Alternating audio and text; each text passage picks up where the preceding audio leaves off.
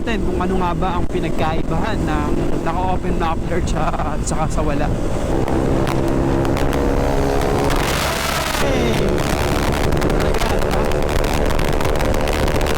Gaya.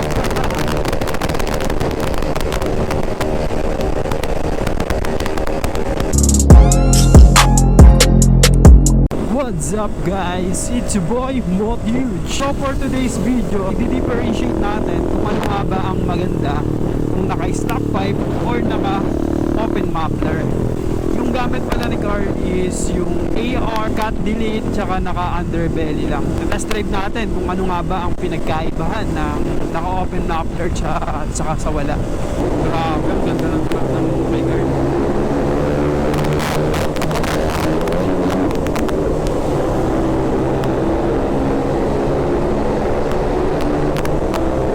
Talaga yung hatak pag naka-open muffler ka. Dito medyo bitin pa eh. Tetest natin yung task speed niya ito.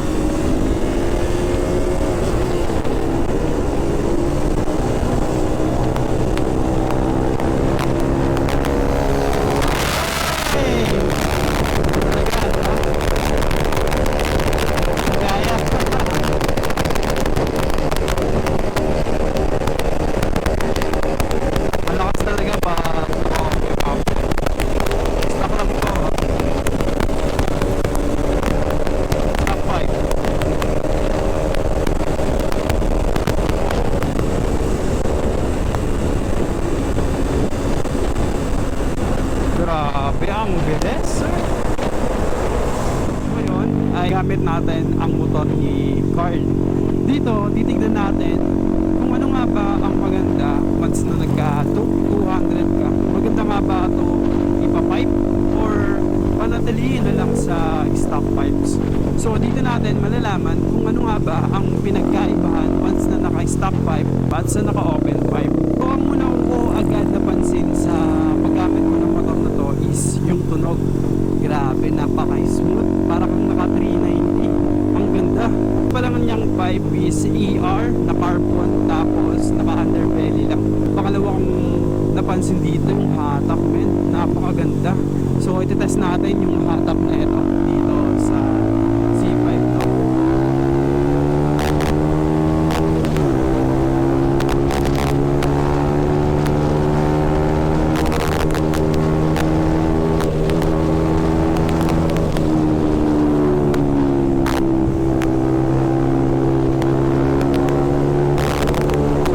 Napakalakas niya, men.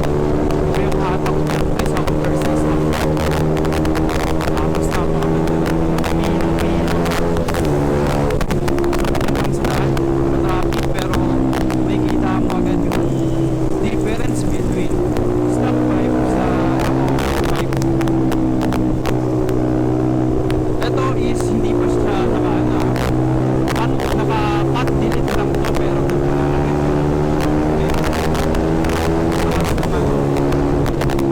maganda rin dito pag naka-pipe ka kasi pansinin ka agad. Hindi once na naka-stock pipe ka napakatahimik. Dito mapapansin ka agad. Feel ko once na naka-pipe ka parang naka 390. 200cc lang to pero yung feel niya, yung binibigay niyang torque, lakas at power at syempre yung tunog parang naka 390. So test drive natin yung malakas na yan. Medyo pa-traffic pa kasi.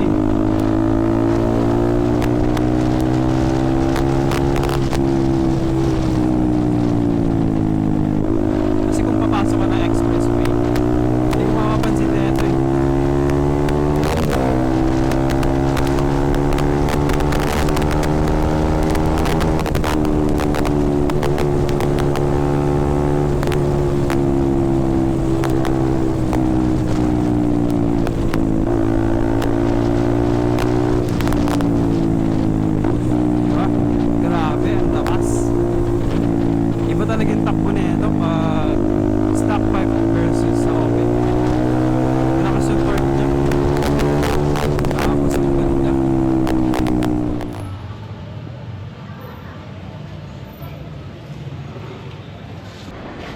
So itong dalawang duct yung itatry natin ngayon. Ito yung naka-pipe, naka AR cut delete underbelly lang. Tapos ito yung sa atin is yung naka-stock pipe. Yan, stock pipe, medyo tahimik nga lang. So titingnan natin dito. Pwede na ba ito akong start? Pwede na natin. Yan, titignan natin yung sound check ng naka AR na underbelly na cut delete.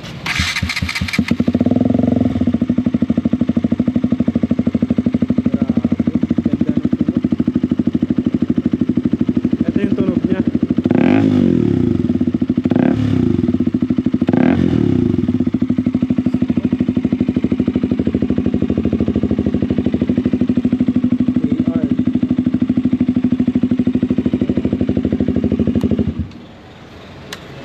So, ito naman yung stock pipe ng Duke 200.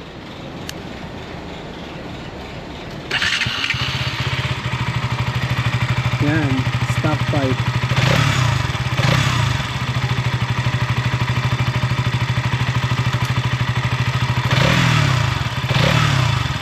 Yan, tahimik.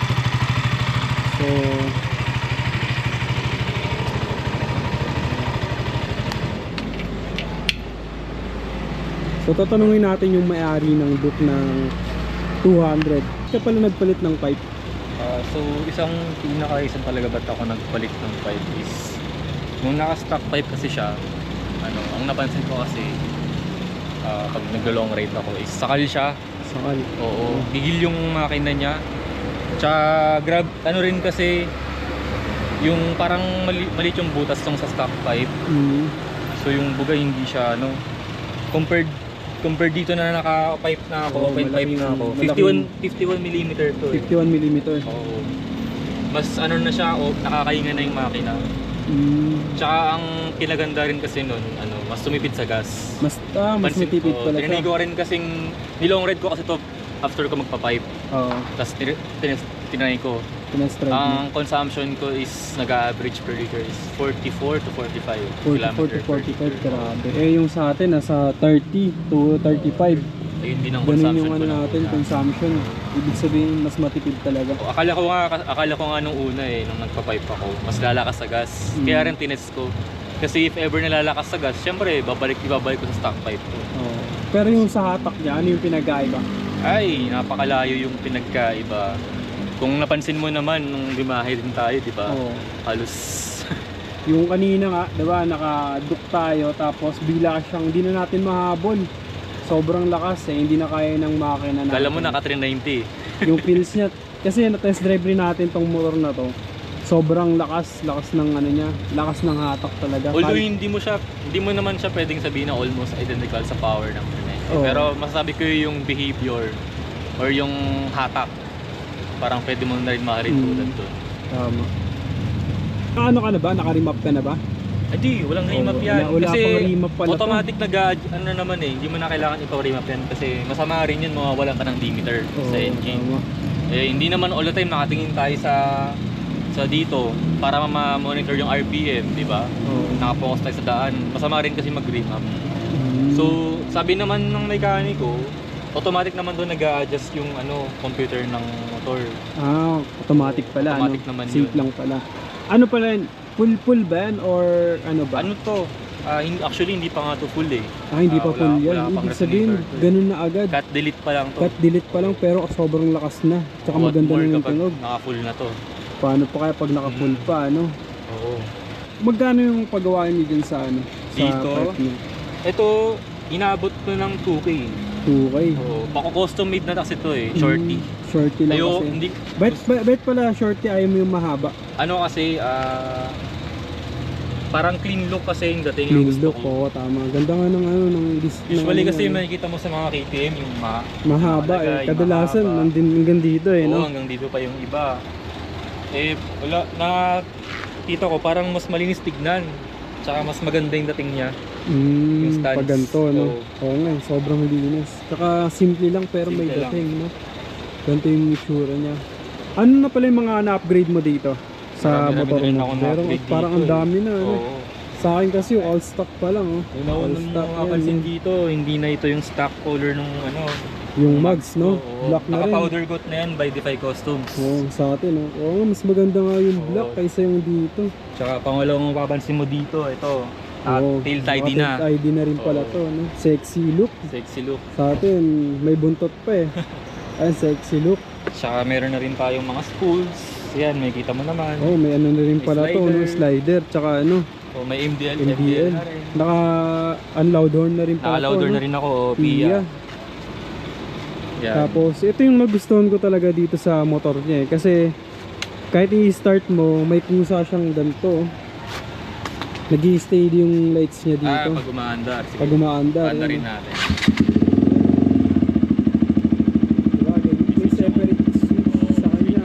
Ganyan, no? Ganyan yung mukha Saka ito niya. ito yung sa MDL. Oo, Ito yung low. yun low. Ito yung high.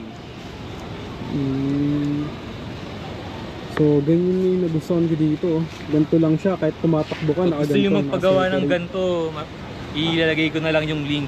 Kanino May ba nagpapagawa marerecommend dito? ako. Yung Sa mechanic mo, di ba? Sa ano namin, sa church. Yan. Sa Tumana lang yon sa Marikina. Kamarigina. Oo. Yan, so, I-share ko, dali ko Ganda. naman i-share. share nyo yung link.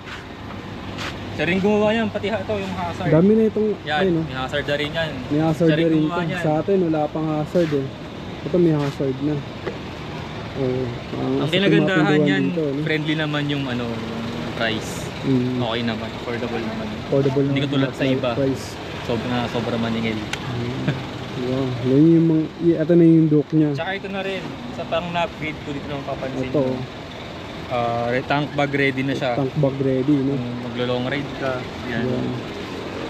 So, ayun, almost na all setup na pala tong motor na to. Na. Balita ko, gusto mo rin to ibenta. Actually, binibenta ko na to. Oh, kung gusto nyong Gusto dock nyo. na gantong ano, formado. PM lang kayo guys. PM lang sa presyo. Wala na kayong babaguhin dyan. All stock mo to, oh. Kompleto na. Sa akin, all stock pa, marami ka pong babaguhin. Dito, wala na. Naka-ceramic coating pa yan. Kasi, uy, ayun pala, ano, maano, sobrang protected ng, ano niya, kulay. Kaya maganda. So, ayun lang naman yung mga napansin natin dito sa motor na to. So, based sa sinabi ni Carl, sobrang ganda pala pag nagpa-pipe ka kaysa sa hindi ka nagpa-pipe. Tsaka yung sinasabi na loss of power, ano naman din Nangyari ba yun sa loss of power? Hindi naman. Lakas ka eh. Sa akin, hindi. Kasi Lakas sobrang lakas eh. Malakas siya, hindi siya katulad ng duck na normal lang. Siguro no? nasa paggawa na rin nung ano. Oh, baka depende Mapagawa sa na rin. ano. Depende sa pipes, Oo. depende sa gumawa Gumawa. ng ano. Kaya ganun yung Kasi ano. kasi nagkaroon din ako ng Duke 390 eh. Naka-pipe din yun, Orion type yun eh. Full. Okay naman, wala namang loss of power na, wala naman akong loss of power na naramdaman.